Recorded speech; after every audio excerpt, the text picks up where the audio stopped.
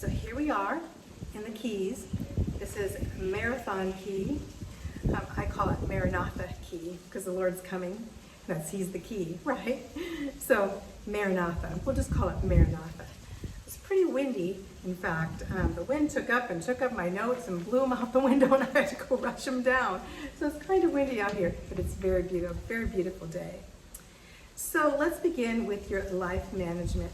Life management, we are in chapter 5, and we're going to be talking about time.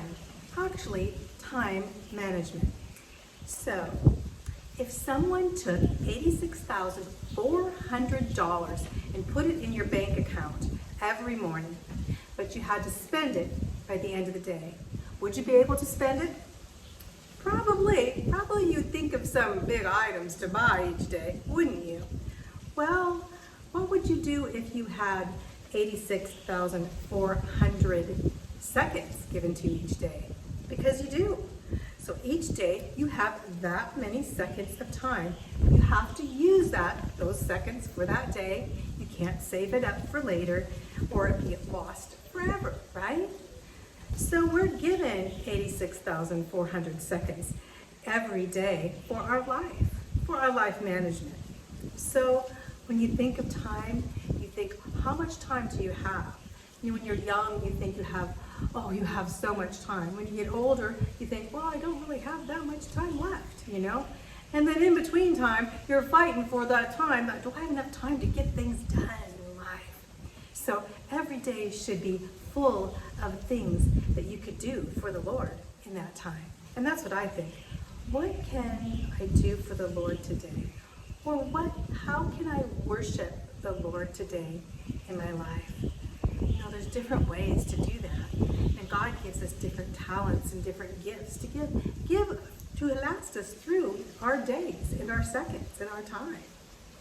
And heaven is not on a time scale.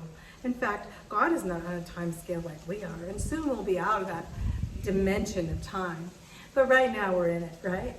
So let's begin with your time, with your life management class.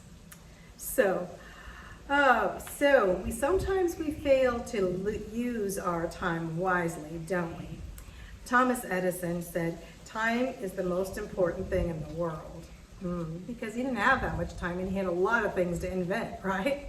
Thomas Edison was the greatest inventor, probably in all time. And then we have Ben Franklin that says, dost thou love life? Then do not squander time, for it is the stuff life is made of. He was an inventor too, and he had a lot of things to say, didn't he, in the little bit of time that he had. And he was basically, one of the signers on the Constitution and everything, and the foundation of America, you can imagine. So here's an anonymous poem. This poem goes, I have only just a minute, just 60 seconds in it. Forced upon me, can't refuse it. I must suffer if I lose it. Give account if I abuse it. Just a tiny little minute, but eternity is in it. Just a little minute, just a little moment, but eternity is in it. So a person's view of time is a way of discerning his personality. So if I would ask you, what do you think about time? I might find out a little bit how you live in your time perspective, right? So, in fact, tell me what you think of time, and I shall know what I think of you. That's what one philosopher said. And Queen Elizabeth, what did she say? Well, when she was dying, she said, I give all my possessions and all my riches just for another moment of time. Isn't that the way it is? And what does the Bible say? Psalm 90, 9 through 12 says, teach us to number our days, that we may apply our hearts unto wisdom. Redeem the time, because the days are evil. That's in Ephesians 5:16. So, what is God telling us? Basically, that we have to teach to number our days with our heart. Make sure that our heart stays close to the Lord so that we can have wisdom. And wisdom, true wisdom, only comes from God. So that is in prayer in those times to bring wisdom into our time zone, right? And so, and to redeem the time because the days of evil, we know that.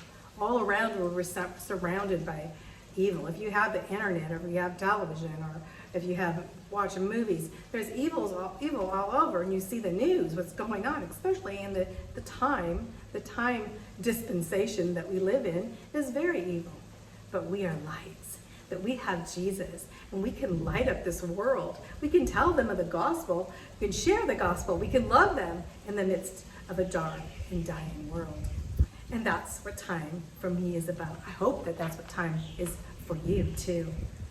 So there are phases of time. You know, some of this I'm getting from your book now, so you can go along in your book. But there are phases of time. First of all, there's past time, which is our history, right? And then there's present time. It's what we're doing right now, right? That present time. And enjoying that present time, right? And then there's future, what we worry about. We worry about what is going to happen in the future all the time, don't we?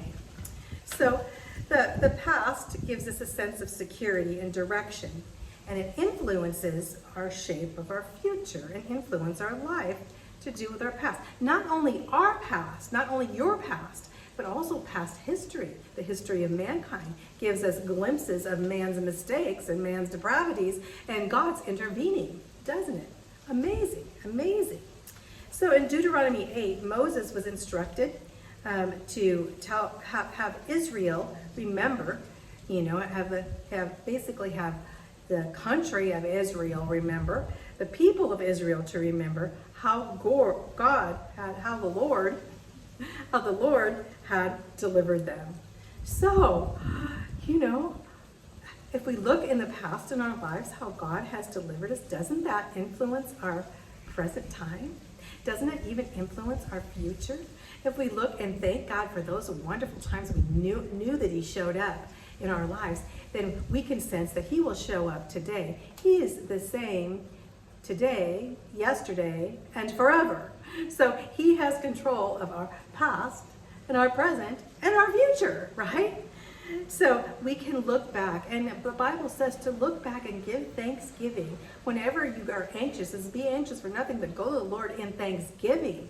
Start thanking Him for those things that He has given you and those blessings in the past. And then your anxiety flies away because you know that He's with you, and He will always be with you, and He is the same, and He will actually, as you thank Him, He will bless you even more. That's the Lord. And His blessings are spiritual blessings, not just material blessings. So what? Material goods you can have. The richest people have as much as they want, right?